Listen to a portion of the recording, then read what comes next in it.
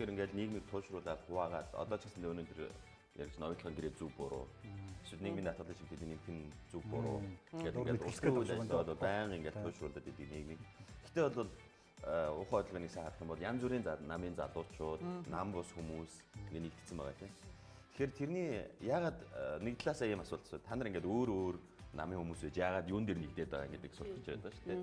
Тэгэхээр бид нарт хуваагдаж болохгүй, туушруулж болохгүй үнд зүйл гэж байгаа хамтын. Жишээлх юм бол ардчилсан тогтолцоо. Шудраг ёс. Хүний эрх. Тусгаар тогтнол. Энэ чинь бидний хизээч улс төрөөр хувааж болохгүй бидний хамтын үнд зүйлс байгаа тийм. Тэгэхээр өнөөдөр харамсалтай нь бол уучлаарай намралтын өдөр ч гэсэндээ тийм. Харамсалтай нь бол Монгол улсын энэ нэгдмэл үнд зүйлсүүд ямар нэгэн байдлаар доголдоод байгаа учраас энийг хамгаалахын тулд нэгдэж байгаа. Тэгээд хамгийн ихний одоо бидний анхаарч байгаа өөрсөндөө тавьж байгаа зарчим бол хулгай гэхгүй байсан. Бид нар янз бүрийн улс төрийн янз бүрийн гоё бодлогууд ярьж бодно тийм. Энэ барууныхан, энэ зүүнийхэн, энэ үндэсний үзэл санаатай гэдэг ингээд янз бүрийн юм ярьж болдог ч гэсэндээ энэ бүх бодлогыг ярьж байгаа хүмүүс яагаад хулгайч нар байх юм бол энэ угаасаа бодлого биш тийм. Тэгэхээр нэгдүгээрт нь хулгай ихгүй. Хоёрдугаарт нь над руу хар. Хоёулаа хараад байна. Би одоо тийм сонио харагдсан юм байна. Би ч одоо улс төрөөс ангид төгөн штэ. Тэндээ яаж байгаа бэ? Нэг нэвтрүүлэх төр нэг болохгүй штэ тийм үү?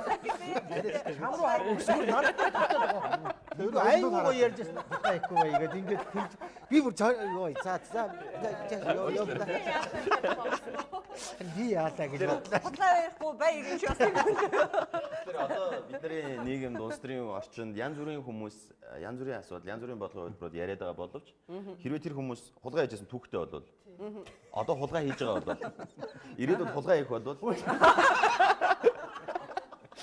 ирээдүйд хулгай хийх бол тэр ярьж байгаа юм нь бүгд худлаа. Эх оронч дүр гаргаж байгаа, бодлого мэддэг, бодлого улс орноо хөгжүүлэх гэж байгаа юм шиг дүр гаргаж байгаа бол хулгай хийж байгаа бол тэр бүх юм байхгүй болно.